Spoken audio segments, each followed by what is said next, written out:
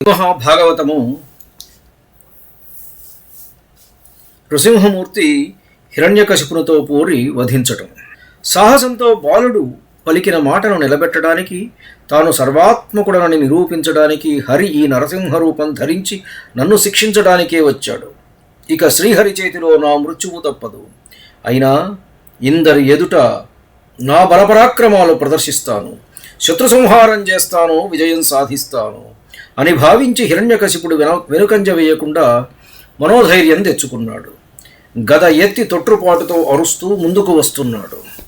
మృగరాజును సమీపించే మదగజంలాగా రాక్షసేశ్వరుడు నరసింహస్వామికి ఎదురు నడిచాడు.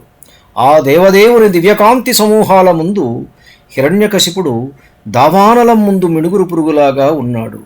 కర్తవ్యాలను మర్చిపోయాడు. తన తేజస్సును కోల్పోయాడు.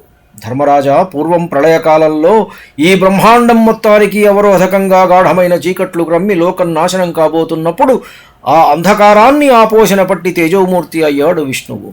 అటువంటి శ్రీ మహావిష్ణువు ముందు ఈ తామసుల పరాక్రమం పటాపంచలుగాక ప్రకాశించుతుందా? దానవ వీరుడు తన భయంకరమైన గదాదండం గిరగిరా త్రిప్పి నరసింహస్వామిపై విసిరివేశాడు.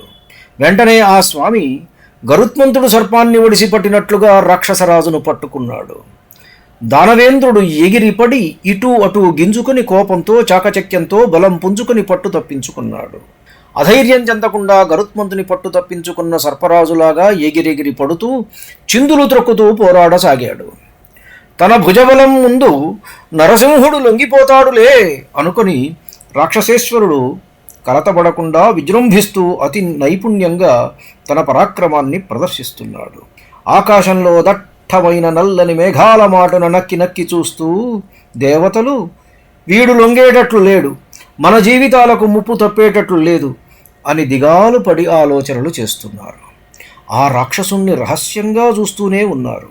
హిరణ్యకశిపుడు యుద్ధ విద్యాతంత్రాలు ప్రదర్శిస్తూ చిత్ర విచిత్ర గతులలో కవచధారి అయి ఖడ్గచాలనం చేస్తూ భూమ్యాకాశాలనంతటా తానే పరిభ్రమిస్తున్నాడు. నేర్పుగా దూకుతున్నాడు, రకరకాలుగా తప్పించుకుంటున్నాడు, తారసిల్లుతున్నాడు.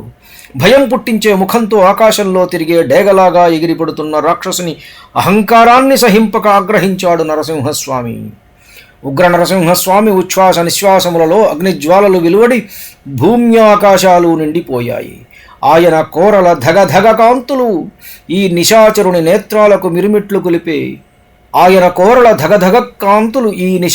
నేత్రాలకు మిరుమిట్లు గొలిపి అంధుణ్ణి చేశాయి. కంటక సమూహాల వంటి ఆయన కేసరాల విదిలింపులకు గగనంలోని మేఘపంక్తులు చెల్లాచెదురైపోయాయి. ఆ ఉగ్రమూర్తి తీక్షణములైన నఖ కాంతులు ప్రళయకాల మేఘాల విద్యుల్లతల వలె మెరుస్తున్నాయి.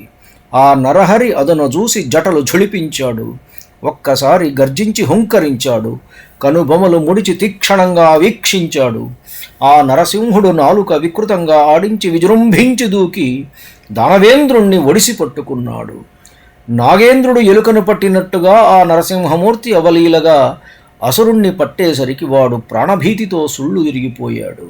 భక్తరక్షాపరాయణుడు, దుష్టశిక్షాపరతంత్రుడు, కడుభయంకరమై కదులుతున్న నాలుక కలవాడు, మహోగ్రమైన వేగాటోపం గలవాడు అయిన నరసింహస్వామికి సుర విరోధి క్రమంగా లోబడిపోయాడు. అప్పుడు గరుత్మంతుడు నాగుబామును పట్టుకుని చీల్చిన విధంగా నరసింహస్వామి ఆగ్రహంతో వజ్ర కఠోరకాయుడు, అచంచల ఉత్సాహవంతుడు, మహాబాహుడు, ఇంద్ర అగ్ని యమాదులకు మహాభయంకరుడు, ధనుజకుల శుభంకరుడు, దుస్సహ విక్రముడు అయిన హిరణ్యకశిపుని పట్టుకుని బలవంతంగా తన ఊరువులపై అడ్డంగా పడవేసుకున్నాడు. వాడి గోళ్లతో వాడి రొమ్ము చీల్చివేశాడు. శ్రీ నృసింహస్వామి రాక్షసేశ్వరుని గుండెలు చీల్చి భూమి మీద నెత్తురు గురిపించాడు. ఆ రాక్షసుని కఠోర రక్తనాళాలు తుత్తునియలుగా త్రుంచివేశాడు. అతని కఠినాతి కఠినమైన వక్షస్థలమును పగులగొట్టాడు.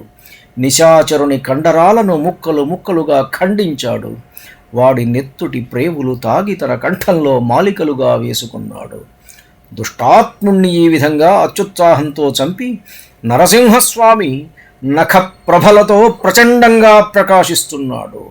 ఆ నృసింహస్వామి గోళ్ళు దానవేంద్రుని వక్షకవాటం పగులగొట్టేటప్పుడు గండ్రగొడ్డళ్ల వలె ప్రకాశించాయి.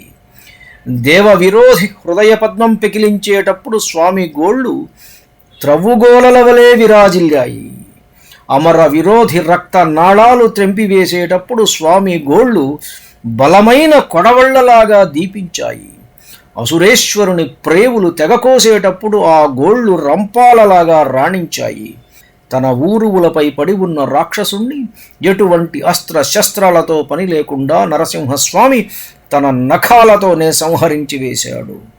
అప్పుడు ఆ గోళ్ళు అతి విచిత్రమైన రణ విజయాన్ని చాటుతూ శోభించాయి. ఆ నరకేసరి నఖాలు శరణాగత సాధుజనులకు ప్రాణసఖాలు. అవి రాక్షసనాథుని శరీరమును చీల్చివేశాయి. దేవతల ముఖములను వికసింపజేశాయి. అధికతర కాంతులతో అగ్నిశిఖలను సైతం జయించివేశాయి. ఈ విధంగా కేవలం నరరూపమో మృగరూపమో కానటువంటి నరసింహ రూపంతో రాత్రి పగలు కాని సంధ్యా సమయంలో, గృహమునకు లోపల వెలుపల కాని ద్వారమధ్యంలో, ఆకాశము భూమి కానటువంటి ఊరు ప్రదేశంలో, ప్రాణసహితాలు ప్రాణరహితాలు కాని గోళ్లతో బ్రహ్మ ఇచ్చిన వరనియమాలకు భంగం లేకుండా ముల్లోకాలకు గుండెగాలమైన రాక్షస రాజును వధించాడు నరసింహస్వామి. ఉగ్ర రూపంతో ఆయన దావానల జ్వాలలాగా దర్శనమిస్తున్నాడు. ఆ నరహరి ముఖం భయంకరంగా ఉంది. చాచిన నాలుక నాగేంద్రునిలాగా భీకరంగా ఉంది. మెడ జూలు నెత్తురుతో తడిసి ఎర్రబారింది. ఆ స్వామి రాక్షసుని ప్రేవులు కంఠమాలికలుగా ధరించి ఉన్నాడు.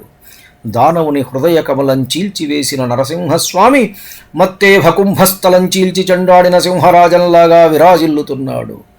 రక్తంలో తడిసిన ఆయన నఖాలు సంధ్యారాగరంజిత చంద్రరేఖల వలె ప్రకాశిస్తున్నాయి. ఆ రూపం చూచి కోపం పట్టలేక అసుర వీరులు ఆయుధాలతో దానవాంతకుని పైకి దండెత్తి వచ్చారు. నరసింహస్వామి వచ్చిన వారిని వచ్చినట్లే చక్రాది ఆయుధాలతో పెక్కువేల రక్కసులను ఒక్కడిని విడవకుండా వధించి వేశాడు. ఈ విధంగా రాక్షస సంహారం పూర్తి చేసి రణం చాలించాడు నృసింహస్వామి. ధన్యుణ్ణి. నమస్కారం. మీ ఊటుకూరు జానకి రామారావు.